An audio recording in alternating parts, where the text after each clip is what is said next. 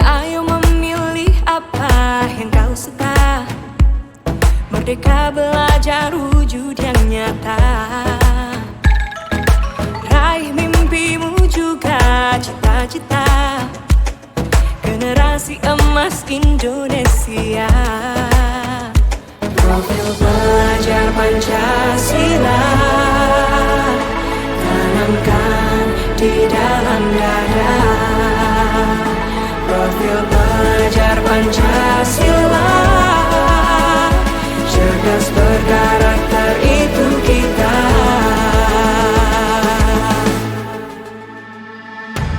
Beriman dan bertakwa pada Tuhan Yang Maha Esa. Berakhlak mulia, berkebinekaan global kita.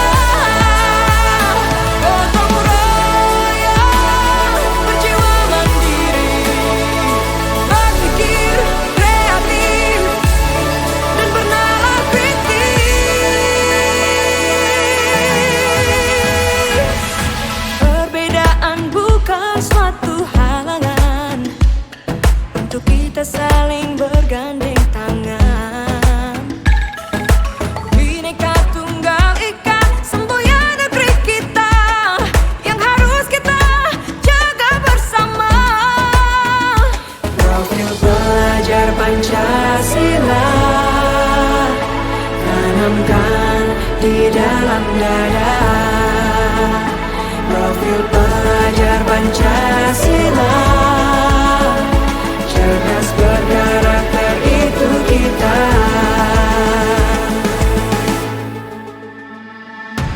Beriman dan bertakwa pada Tuhan Yang Maha Esa. Berakhlak mulia, berkebinekaan global kita. Gotong royong, berjiwa mandiri, berpikir kreatif dan bernalar kritis.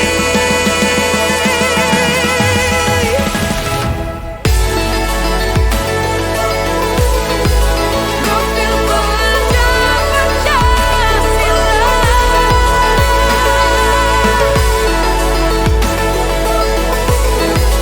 Profil pelajar Pancasila.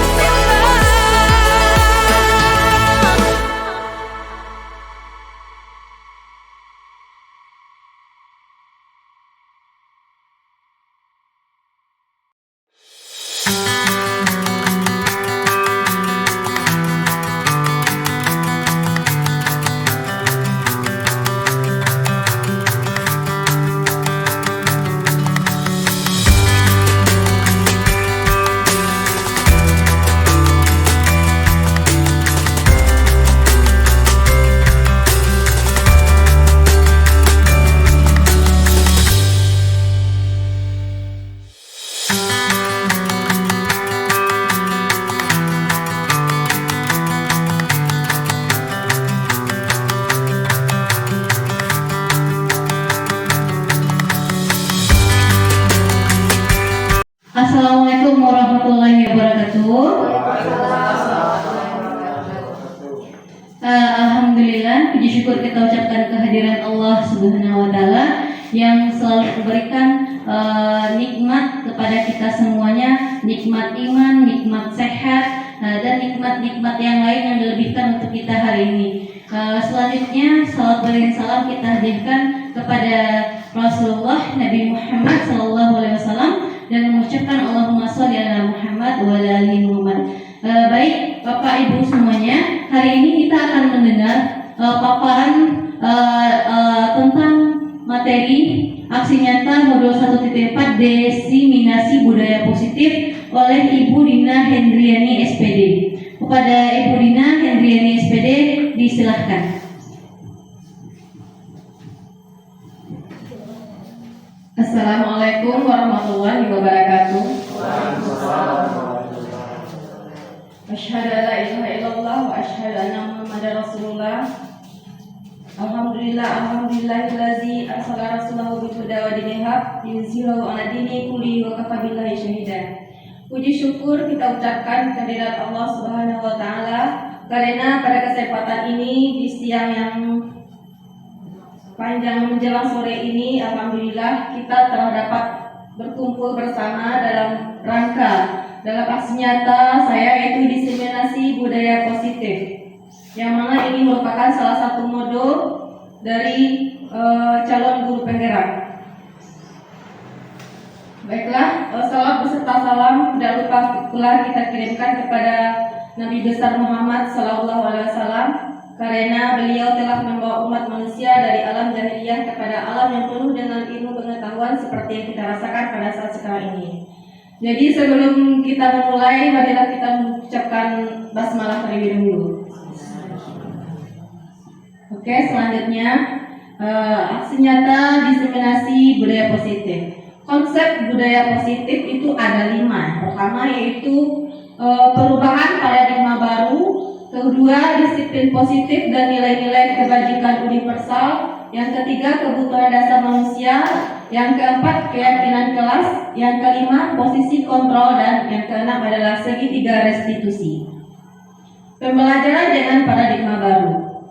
Pembelajaran dengan paradigma baru ini dirancang dengan pembelajaran yang berdiferensiasi, yang mana kita tahu bahwa pembelajaran berdiferensiasi itu diawali dengan tes asesmen diagnostik awal. Di sana kita bisa mengetahui siswa ini membutuhkan pembelajaran yang bagaimana. Ada yang berupa visual, ada yang berupa audio maupun yang berupa audio visual. Jadi pembelajaran berdiferensiasi ini adalah murid itu dapat belajar sesuai dengan kebutuhannya berdasarkan tahap perkembangan psikologis anak untuk mewujudkan profil pelajar Pancasila. Miskonsepsi teori kontrol. Yang pertama itu guru mengontrol murid. Yang kedua, semua penguatan efektif dan bermanfaat. Yang ketiga, kritik dan membuat rasa bersalah mampu menguatkan karakter. Yang keempat, ilusi bahwa orang dewasa berhak memaksa. Mengubah paradigma. Jadi paradigma yang lama adalah stimulus respon. Itu harus dirubah menjadi teori kontrol, yang mana stimulus respon ini adalah di realitas atau kebutuhan kita sama, semua orang melihat hal yang sama. Kita mencoba mengubah orang agar berpandangan sama dengan kita. Perilaku buruk dilihat sebagai suatu kesalahan. Orang lain bisa mengontrol saya bisa mengontrol orang lain. Pemaksaan ada pada saat bujukan gagal dan model berpikir menang salah. Yang ini dapat kita rubah paradigma berpikir seperti ini menjadi teori kontrol, yang mana realitanya kebutuhan kita itu berbeda-beda. Jadi kebutuhan setiap anak itu berbeda-beda, tidak bisa disamakan. Kemudian setiap orang memiliki gambaran yang berbeda-beda. Kita berusaha memahami pandangan orang lain tentang dunia. Semua perilaku itu memiliki tujuan. Hanya ada yang bisa mengontrol diri Anda. Anda tidak bisa mengontrol orang lain. Kolaborasi dan konsensus menciptakan pilihan-pilihan baru dan model berpikir menang-menang. Berarti ini adalah berpikir kita harus optimis selalu. Kemudian adalah disiplin positif dan nilai-nilai kebajikan universal. Yang mana kita ketahui adalah disiplin positif itu suatu pendekatan untuk menerapkan disiplin dari dalam diri anak tanpa hukuman dan hadiah. Jadi anak itu menerapkan disiplinnya bukan karena hukuman dan hadiah, tapi kemauan dari dirinya sendiri. Disiplin positif perlu diterapkan baik dalam lingkungan keluarga maupun di lingkungan sekolah. Dengan menerapkan disiplin positif diharapkan kekerasan itu dapat dihindari, baik berupa verbal maupun berupa fisik. Disiplin positif yang dimaksud adalah disiplin diri yang memiliki motivasi internal, yaitu motivasi yang ada dalam diri anak. Jika kita tidak memiliki motivasi internal, maka kita memerlukan pihak lain untuk mendisiplinkan kita atau motivasi eksternal. karena berasal dari luar, bukan dari dalam diri kita sendiri. Nilai-nilai kebajikan universal. Nilai kebajikan adalah sifat positif manusia yang merupakan tujuan mulia yang ingin dicapai setiap individu. Nilai tersebut bersifat universal dan lintas bahasa, suku, bangsa, agama, maupun latar belakang. Dengan mengaitkan nilai-nilai kebajikan yang diyakini seseorang, maka motivasi intrinsiknya akan terbangun, sehingga menggerakkan motivasi dari dalam untuk mencapai tujuan mulia yang diinginkan. Nilai-nilai kebajikan. Nilai-nilai kebajikan yang ingin dicapai oleh setiap anak Indonesia kita kenal dengan profil pelajar Pancasila. Yang mana profil pelajar Pancasila itu adalah beriman, bertakwa kepada Tuhan Yang Maha Esa dan berakhlak mulia, mandiri, bernalar kritis, berkebinekaan global, bergotong royong, dan kreatif. Teori motivasi, hukuman, dan penghargaan. Ini ada sebuah kasus yang mana kasusnya adalah Eno datang terlambat ke sekolah sekitar 20 menit. Pak Hasan marah sekali karena Eno sudah seringkali terlambat. Tanpa berpikir panjang, Pak Hasan langsung memarahi Eno dan menyuruh berlari keliling lapangan basket sebanyak 10 kali. Tindakan Pak Hasan di sini adalah sebuah penerapan yang berupa hukuman. Karena dia menghukum siswanya untuk berlari sekitar lapangan. Lanjut ada kasus yang kedua, Siti mencari-cari di buku ini. Ibu guru meminta Siti segera memasukkan coretan di buku ini. Tindakan ibu guru tersebut adalah penerapan sebuah konsekuensi. Next. Menurut Diane Gosar, ada 3 motivasi perilaku manusia. Yang pertama, untuk menghindari ketidaknyamanan atau hukuman. Yang kedua, untuk mendapatkan imbalan atau penghargaan dari orang lain. Dan yang ketiga, untuk menjadi orang yang mereka inginkan dan menghargai diri sendiri dengan nilai-nilai yang mereka percaya.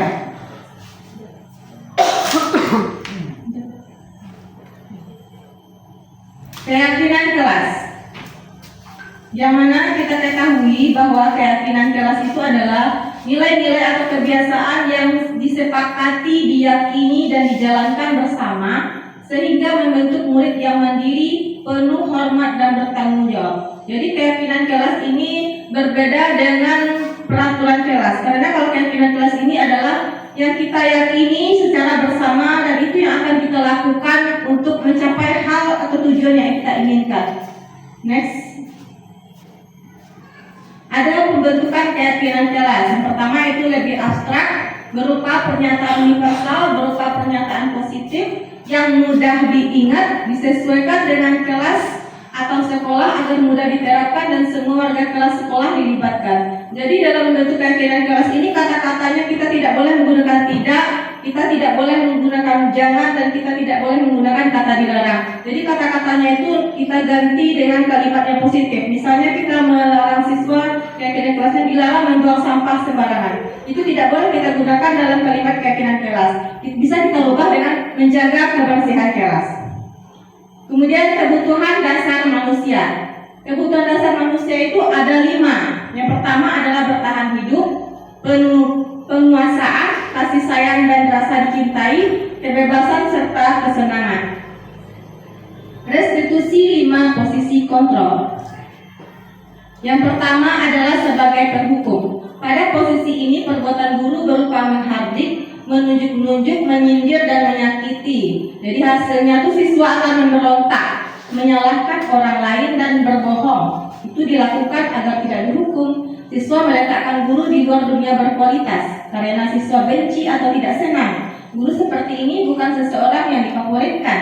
Seseorang penghukum bisa menggunakan hukuman fisik maupun hukuman verbal. Jadi kalau siswa kita ada kesalahan, kita tidak bisa memberikan hukuman secara langsung. Karena itu dia akan dendam kepada kita atau dia mencap kita sebagai guru yang jahat atau guru yang kasar. Kemudian yang kedua adalah posisi kontrol. Yang kedua, membuat orang lain merasa bersalah.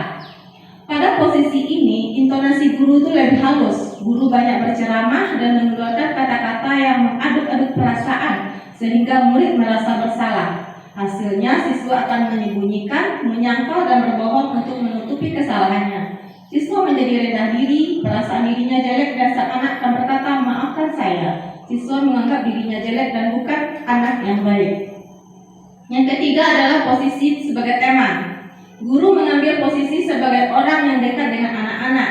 Ia menjalin hubungan pertemanan dengan humor dalam mempengaruhi siswa. Tutur katanya ramah, kadang bercanda dan sok kenal sok dekat dengan anak. Hasilnya, siswa memiliki ketergantungan dengan guru. Misalnya ketika naik kelas, anak-anak yang dulunya sikapnya baik, begitu naik kelas bubar. Hal ini terjadi karena mereka melakukan sesuatu motivasinya untuk menyenangkan.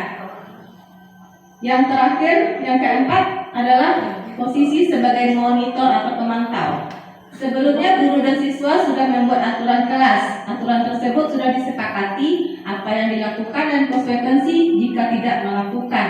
Pada posisi ini, jika siswa tidak disiplin, guru lebih santai. Ia tidak menghardik, berkata dengan intonasi datar saja, dan guru mengingatkan peraturan yang disepakati. Apa aturan kita sih? Jadi guru menghitung, mengukur, dan memberikan konsekuensi. Akibatnya, anak menyesuaikan diri bila diawasi dan ia menitik beratkan pada apa akibat atau hadiah untuk dirinya. Yang terakhir adalah posisi sebagai manajer. Pada posisi terakhir adalah posisi ini, guru berbuat sesuatu bersama dengan murid, mempersilakan murid mempertanggungjawabkan perilakunya, mendukung murid agar dapat menemukan solusi atas permasalahannya sendiri. Seorang manajer telah memiliki keterampilan di posisi teman maupun pemantau. Jika kita menginginkan murid-murid kita menjadi manusia yang merdeka, mandiri dan bertanggung jawab, maka kita perlu mengacu kepada restitusi yang dapat menjadikan murid kita seorang manajer bagi dirinya sendiri. Di manakah posisi kontrol kita selama ini? Apakah kita sebagai penghukum, pembuat rasa bersalah, sebagai teman, sebagai pemantau, atau sebagai manajer? Restitusi segitiga, yaitu segitiga restitusi. Restitusi adalah proses menciptakan kondisi bagi murid untuk memperbaiki kesalahan mereka, sehingga mereka bisa kembali pada kelompok mereka dengan karakter yang lebih kuat. Ada segitiga restitusi. Yang pertama yaitu menstabilkan identitas, kemudian memvalidasi tindakan yang salah, dan menanyakan keyakinan. Langkah-langkah segitiga restitusi yang pertama itu menstabilkan identitas. Jika anak berbuat salah, maka ada kebutuhan dasar mereka yang tidak terpenuhi. Bagian dasar segitiga restitusi memiliki tujuan untuk merubah orang yang gagal karena telah berbuat kesalahan menjadi orang yang sukses. Langkah yang kedua, memvalidasi tindakan yang salah. Konsep langkah kedua adalah kita harus memahami kebutuhan dasar yang mendasari tindakan anak berbuat kesalahan. Menurut teori kontrol, semua tindakan manusia baik atau buruk pasti memiliki maksud tujuan tertentu. Yang ketiga, menanyakan keyakinan. Teori kontrol menanyakan bahwa kita pada dasarnya termotivasi secara internal. Ketika langkah 1 dan langkah 2 sukses dilakukan, maka anak akan siap untuk dihubungkan dengan nilai-nilai yang dipercaya dan berpindah menjadi orang yang dia inginkan. Penting menanyakan ke anak tentang kehidupan ke depan yang dia inginkan. Ketika mereka sudah menemukan gambaran masa depannya, guru dapat membantu mereka untuk tetap fokus pada gambarannya. Jadi kesimpulannya pada diseminasi positif kita hari ini adalah guru yang hebat adalah guru yang mau terus belajar, guru yang menjadi teladan pembelajar sepanjang hayat kepada muridnya. Sebagaimana yang dicetuskan oleh Bapak Menteri, yaitu Bapak Mas Nadiem Makarim. Ya, itulah pemaparan dari diseminasi disiplin positif dari saya. Selanjutnya saya kembalikan kepada moderator. Oke, terima kasih kepada Ibu Dina Hendriani SPD yang telah memaparkan materi tentang diseminasi disiplin positif. Apakah ada pertanyaan dari Bapak Ibu mengenai materi yang telah dipaparkan tadi? Ya, kepada Bapak Jeki Martinez disilahkan. Assalamualaikum warahmatullahi wabarakatuh. Ya, terima kasih banyak kepada Ibu Moderator yang telah memberikan kesempatan kepada saya untuk memberikan pertanyaan. Adapun yang ingin saya tanyakan adalah bisakah Ibu mengulang kembali tentang langkah-langkah dari tiga restitusi tersebut. Terima kasih. Wassalamualaikum warahmatullahi wabarakatuh.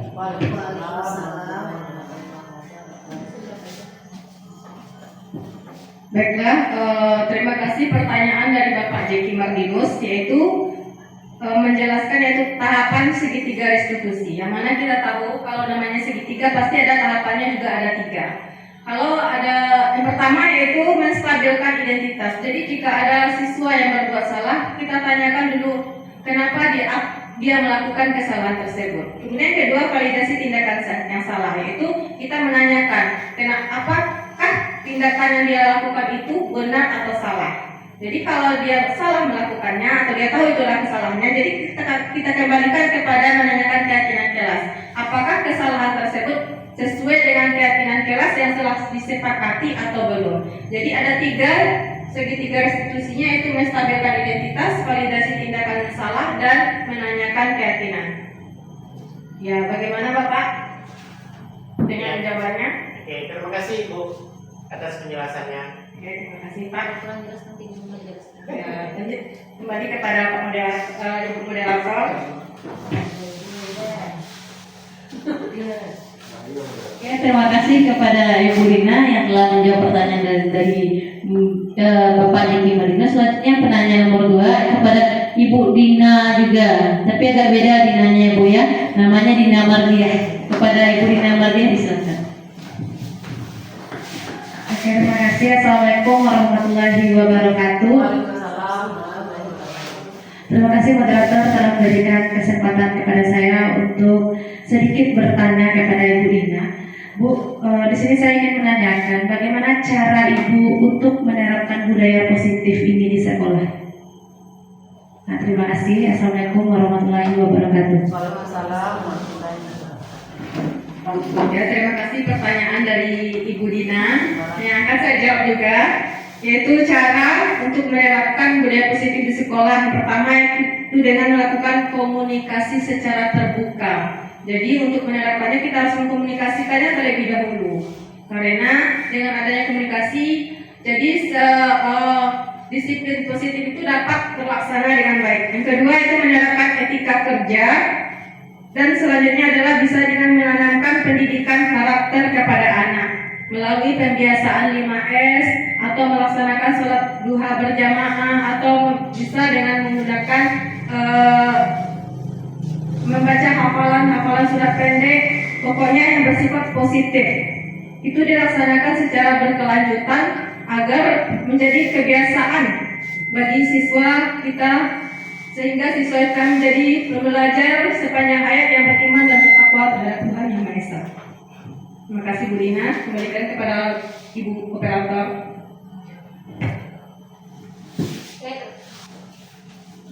Terima kasih kepada Ibu Dina yang telah memaparkan jawaban yang ditanyakan oleh Ibu Dina Mardiah. Apakah ada pertanyaan nomor 3?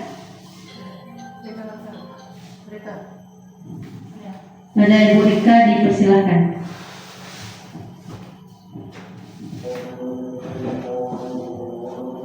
Terima kasih. Assalamualaikum warahmatullahi wabarakatuh. Pertanyaan yang mau saya sampaikan kepada Ibu Dina yaitu apa saja contoh-contoh budaya positif yang dapat kita terapkan di sekolah kita ini. Terima kasih. Assalamualaikum warahmatullahi wabarakatuh.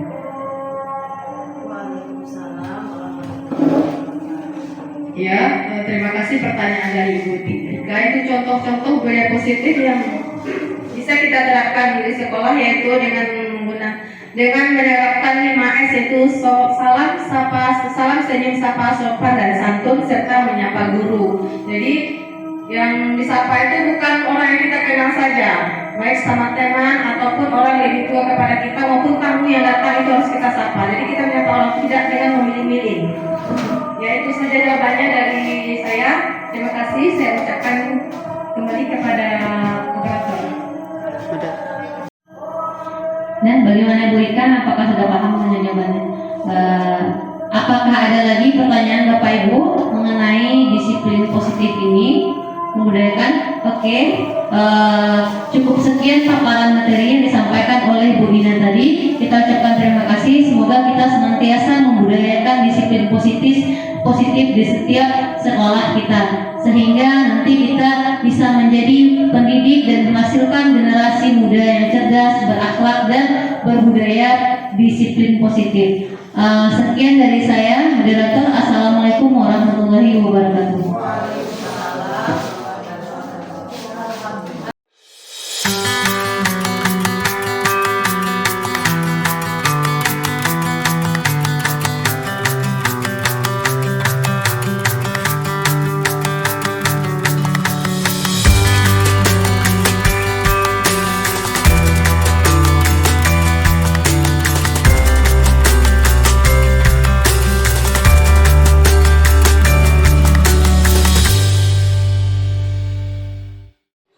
Assalamualaikum, saya Fitria Silveni. Setelah menyaksikan aksi nyata Ibu Dina Hendriani kemarin, saya jadi tahu bahwa selama ini saya sudah melaksanakan budaya positif seperti 4 kata ajaib, membudayakan 5S, kemudian melaksanakan keyakinan kelas, dan saya juga jadi tahu bahwa anak itu kalau berbuat salah tidak boleh diberi hukuman, tapi harus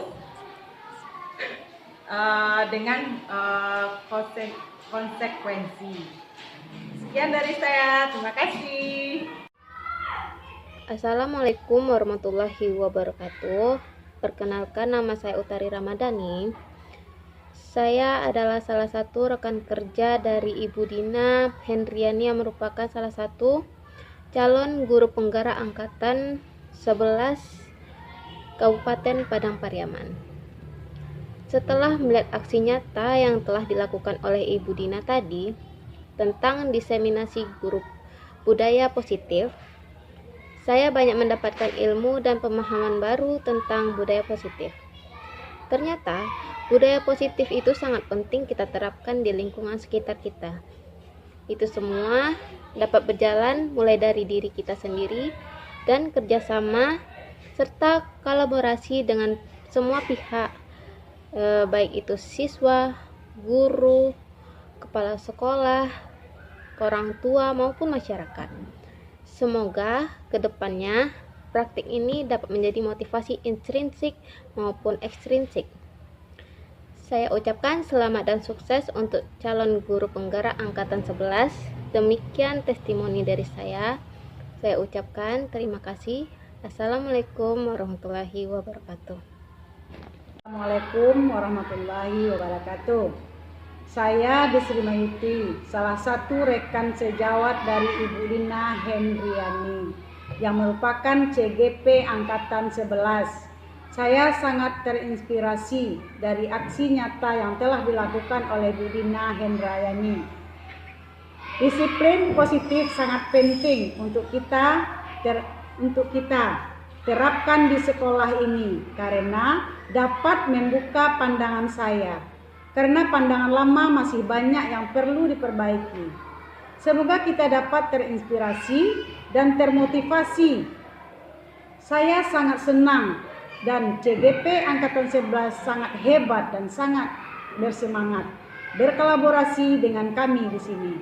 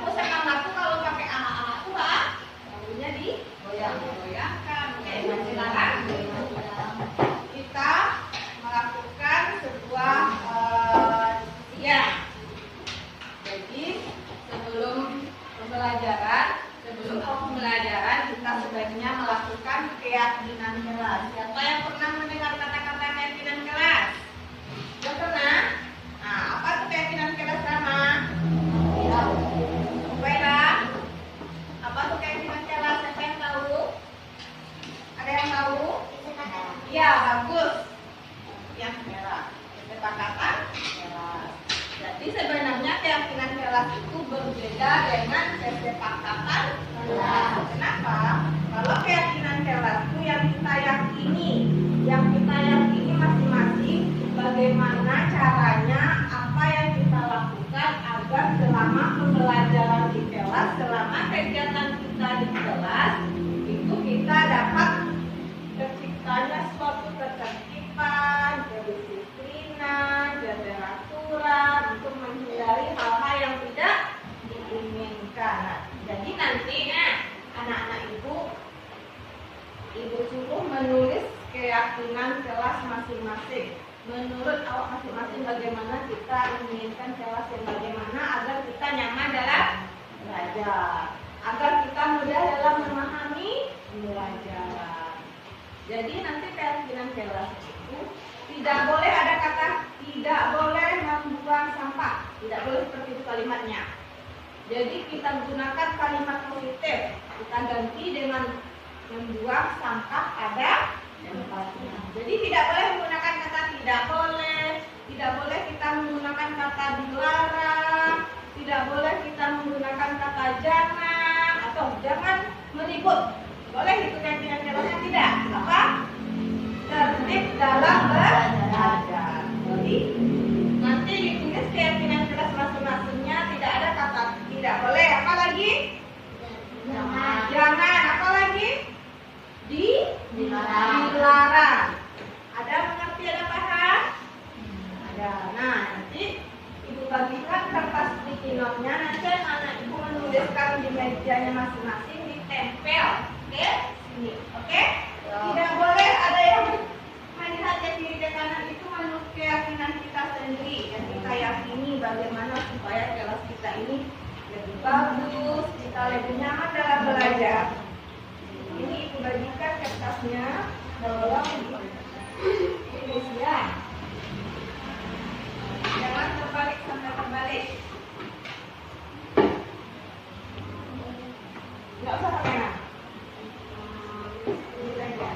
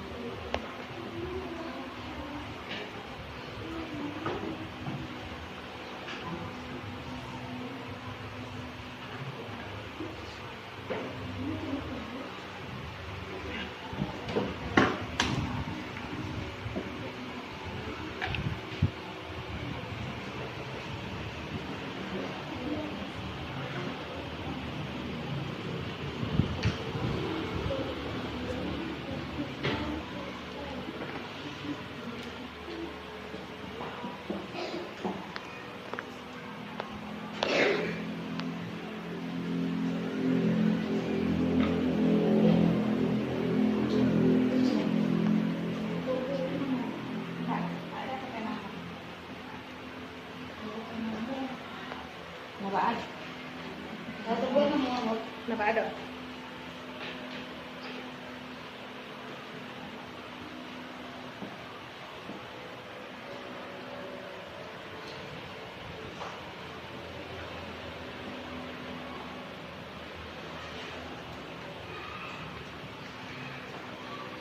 Siapa yang sudah tuliskan?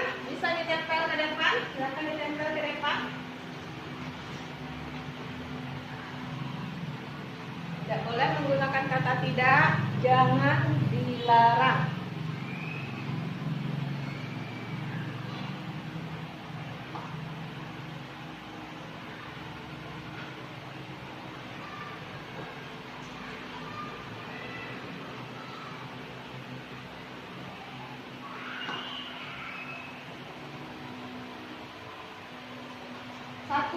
Satu orang satu. Ya, satu orang satu, nggak banyak-banyak. Satu orang satu saja. Dan silakan tempel. Ya, satu orang satu. Silakan tempel ke kertas.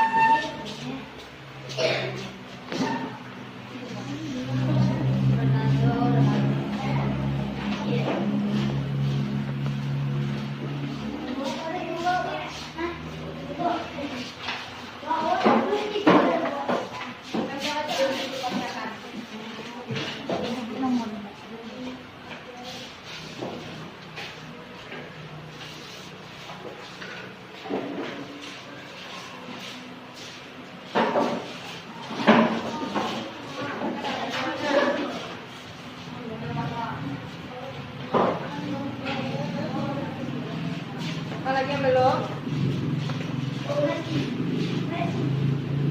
Oke, udah semuanya? Sudah? Nah, kita baca dulu. Yang pertama, tertiblah saat jam pelajaran dimulai. Bagus. Membuang sampah pada tempatnya agar sekolah kita bersih. Siapa yang buat tadi ini? Bentar. Ini lagi. Tertiblah saat jam pelajaran dan berperilaku sopan. Ada persamaannya? Ada kan? Yaitu tertib saat jam pelajaran. Kemudian belajar dengan giat dan mengerjakan PR. Selanjutnya membuang sampah pada tempatnya, menjaga kebersihan kelas, menghormati guru berbicara. Tertib saat guru menjelaskan. Lanjut, kita harus membuang sampah pada tempatnya, jaga kebersihan. Berarti kalau yang sama, kita cabut salah satunya. Yang membuang sampah di sini ada. Di sini juga ada tadi. Kita ambil salah satu. Tertib selama pelajaran membuang sampah pada tempatnya. Tertib selama pelajaran ada juga tadi kan? Sama dengan yang dibuat si Ahmad. Oke, kita cabut dulu. Belajar dengan dia dan mengerjakan PR sama yang ini. Kita ambil satu dulu. Menghormati guru, piket kelas, membuang sampah ke tempatnya. Menghormati guru tadi ada? Ada sini. Tertib dalam belajar. Sudah ada. Mana tadi? Ya di sini kan? Membersihkan kelas. Membersihkan kelas. Nah, sama dengan menjaga kebersihan kelas. Sudah ada.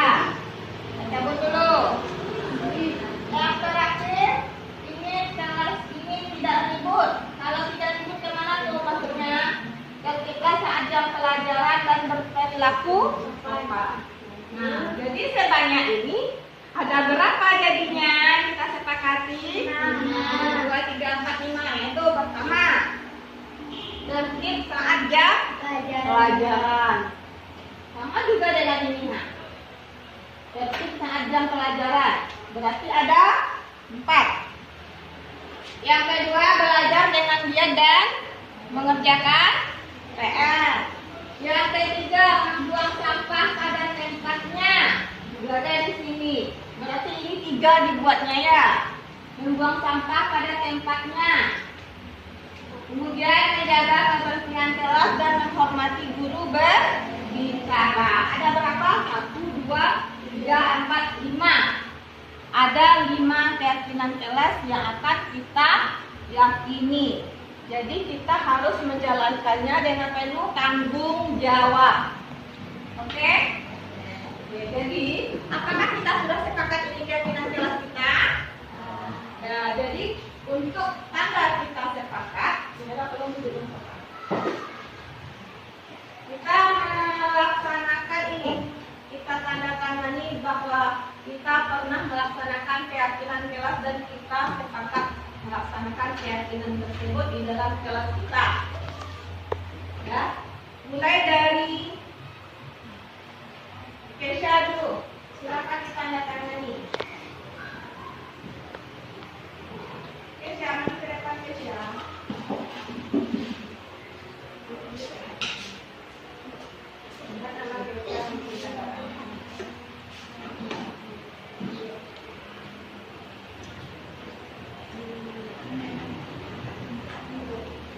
Bu Tazila.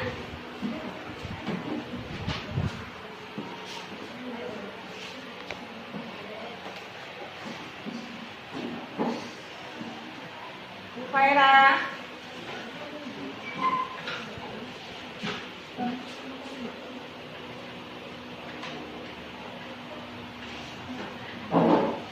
Putri.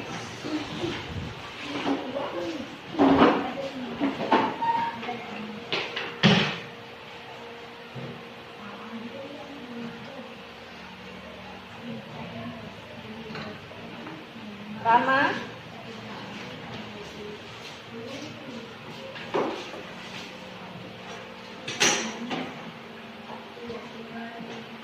Nada.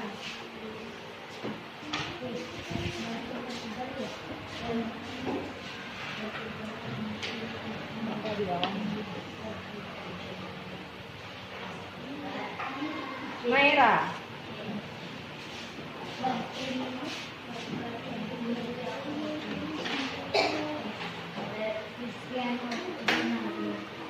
Syakira.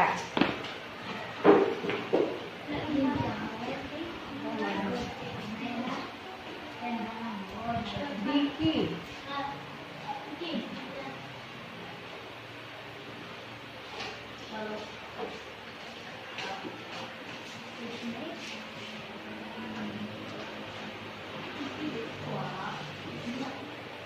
Maulana.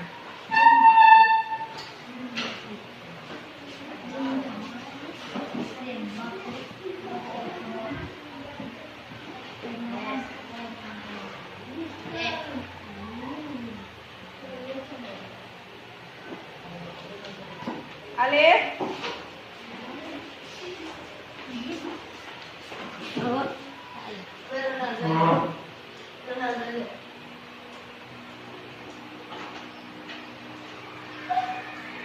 Akmal.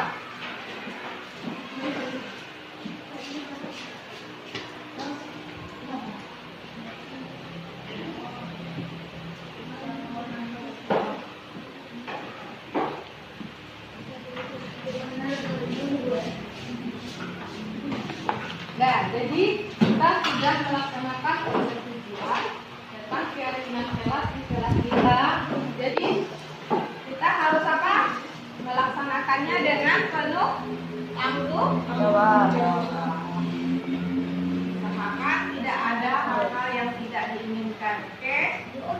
Nah, jadi kita sudah selesai melaksanakan keyakinan kelas. Semoga kelas kita menjadi kelas yang aman, tertib dan menyenangkan. Assalamualaikum warahmatullahi wabarakatuh. Waalaikumsalam warahmatullahi wabarakatuh.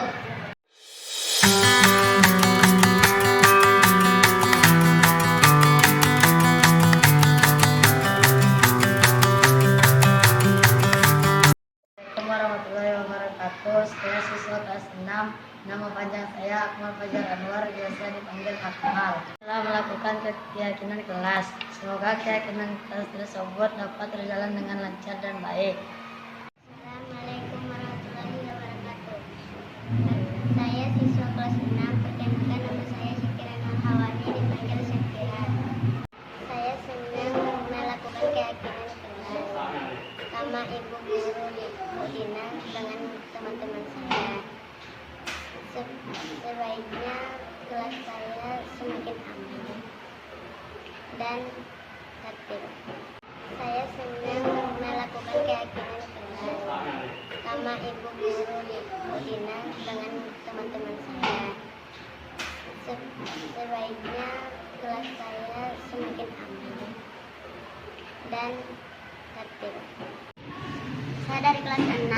Nama saya Naira Firdiana, biasa dipanggil Naira. Melakukan keyakinan kelas bersama teman-teman.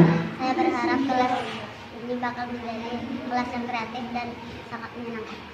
Assalamualaikum warahmatullahi wabarakatuh. Saya Silatul Rahmah, siswa kelas 6. Saya berharap dengan adanya keyakinan kelas, kita dapat menciptakan kelas yang kita impikan, sehingga kelas 6 tetap menjadi kelas yang aman, nyaman, kreatif, dan saling menghargai satu sama lain.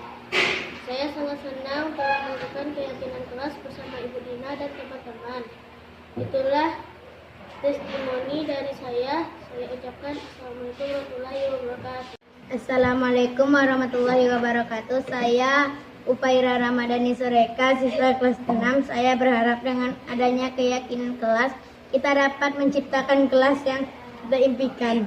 Semoga kelas 6 tetap menjadi kelas yang aman, nyaman, kreatif, dan saling menghargai satu sama lain. Saya sangat senang setelah melakukan keyakinan kelas bersama Ibu Dina dan teman-teman. Itulah testimoni dari saya. Saya ucapkan Assalamualaikum warahmatullahi wabarakatuh. Assalamualaikum warahmatullahi wabarakatuh. Saya Kisha Al-Farizi, Siswa kelas 6, saya berharap dengan adanya keyakinan kelas, kita dapat menciptakan kelas yang kita impikan. Semoga kelas 6 tetap menjadi kelas yang aman, nyaman, kreatif, dan saling menghargai satu sama lain. Saya sangat senang telah melakukan keyakinan kelas bersama Ibu Dina dan teman-teman. Itulah testimoni dari saya. Saya ucapkan assalamualaikum